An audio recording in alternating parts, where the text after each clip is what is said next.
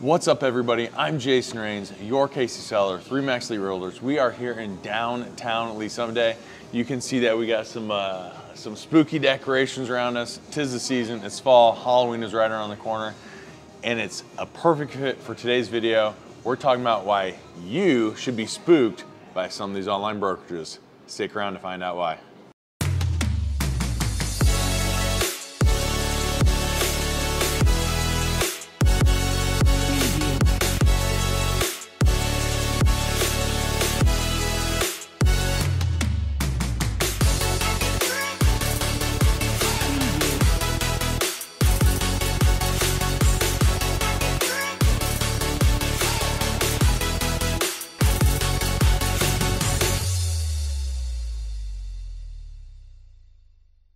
Welcome back to the channel, everybody. Now, hey, if it's your first time, I need you to do 2 things. 1, click that subscribe button, and then 2, hit that notification bell so you're notified every time we drop a new video. It's every Tuesday, every Saturday.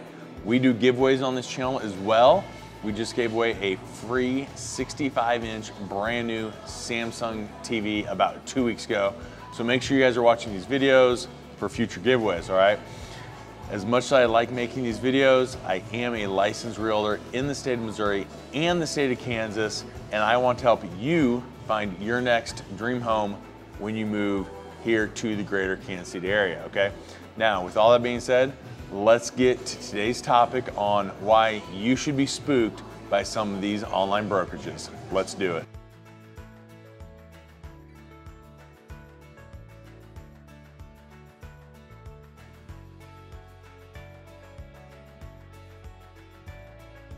Now, I'm sure you've heard the radio ads and seen the TV commercials for some of these larger online real estate companies offering to buy your house without you having to go through the hassle of cleaning it up and setting up showings and having people in your house, right? They're just gonna come in and give you an offer, right? And that's kind of their model. That's kind of the way they're set up. I actually get phone calls about every other week, just random cold calls, people offering to buy my house. So if I'm getting those as a real estate professional, I'm sure that you've probably got something like that as well, right? Now, what they don't tell you is, yes, they will buy your house for without you having to go through all the different steps that you typically would if your house were to go on the open market. But what they don't tell you at the beginning is the amount they're going to offer you for your house. I actually had a client that was looking to sell their house in Texas and move up to Liberty, Missouri on the north half of Kansas City. And he had been contacted by one of these larger online companies. And I can't say any of these company names, you guys, so I'm not gonna refer to anyone specifically, but just know that they're all based on the same model, okay? So whichever one you're thinking of, just go ahead and apply my story to that company, okay?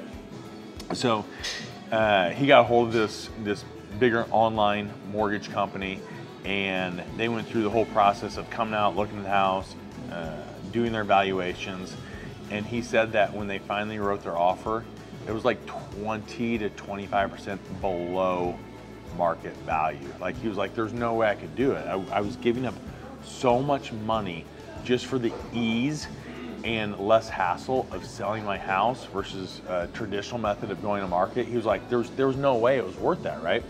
So, you know, average price here in Kansas City is $350,000 in that ballpark, right? Again, depending on which zip code we're in, which city we're in, which neighborhood we're in even, but let's just say it's $350,000. At $350,000, they offered him like $280,000, you guys, $280,000. That's $70,000 less. The commissions that would have been paid out on that property in a traditional method wouldn't have even come close to that amount. So really, you need to look at the cost benefit, or reward of not having to go through that process, and what does that cost you in potential lost income from doing the normal route of selling your house, right?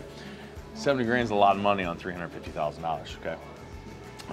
A lot of these times what these companies do is they'll come in, they'll buy your house again, let's say for 280, market value would have been 350, and they come in and maybe do a little paint, maybe some new carpet, and they turn right around, usually within a week, and relist it with their company for, in this example, 350 or sometimes even higher, right?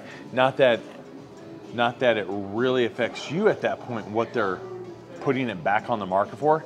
You've already sold it, but if they're willing to, or if they're gonna put it on market for 350, 360 even, that tells you that's what you would have got for it.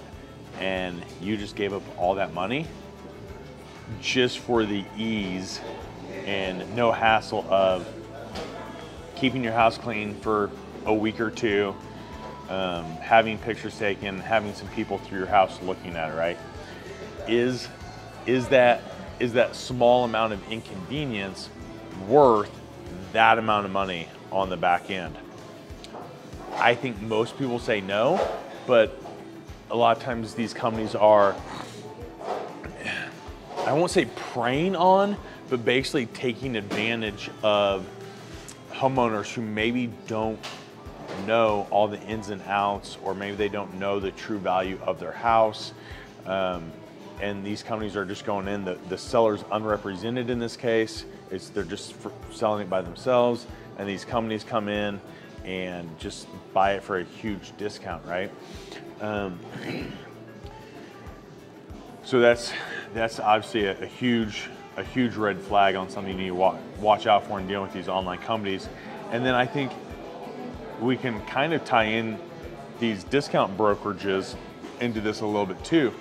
And what I say by discount brokerages is these brokerages that will sell your house for 1% on the listing side, and maybe offer 2% for the buyer side, so doing it for 3%. You know, what is the value that they're bringing? Typically when I see these discount brokers work, and I've worked with some that were the listing agent, I was on the buying side, their clients end up reaching out to me throughout the process. I'm not reaching out to them, that would be an ethical situation, but their clients can reach out to me, and they typically do reach out to me, and they're asking me questions because the agent that they hired, that they're paying their 1% to, they can't get a hold of. They can't get any advice. There's no value being provided by that agent to even justify the 1% they're paying them. And they end up telling me at the end that they would have rather paid more to actually get the knowledge and the information and the help that they feel like they needed throughout the process. So not only can they not get a hold of their agent, they have to go buy a for sale sign at the local hardware store, right? It's not even like, so now it looks like their house is a for sale by owner. They're fielding all the phone calls on their own property. They're setting up all the showings. They're taking the photos for the house and putting it online, which, let's face it, like if you're not a professional photographer, you just don't know the right angles, you don't have the editing software to make those photos look good. And people find houses online now, and that first impression is set before they ever step foot in your house. So to have bad listing pictures that you took yourself because you didn't know what you're doing creates a huge disservice to you, right? And so now less people are coming to look at your house because the pictures aren't great. And then I've heard of agents, I don't operate this way, no one in my office operates this way, but I know there's agents that will look at the commission being offered, and if it's less than they want, they will move it down towards the bottom of the list of homes that they're going to show their client that day. They'll still show it, they have to, or at least ethically they're obligated to. Personally, I don't even look at commissions offered until I've already got the house under contract, because it's more about the relationship than it is the transaction, and that's the way it should be. It should be more about the relationship than the transaction. But you see some of these that are offering low commissions even to the buyer side, and you got to think like that's how that person makes a living and pays their bills and puts food on their table as well.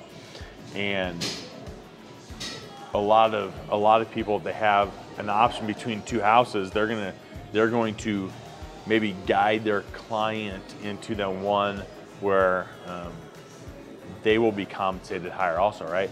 So now not only are you not getting any value by the listing agent that you hired by paying them 1%, you're not getting as many people in the door because you're not offering as much commission as maybe the neighbor's house is, or the house down the street, or another house in the same neighborhood. So I think you can kind of clump those two together a little bit, and really it can create kind of a spooky situation, if you will, right? Like, you need to hire a professional that's going to come in, treat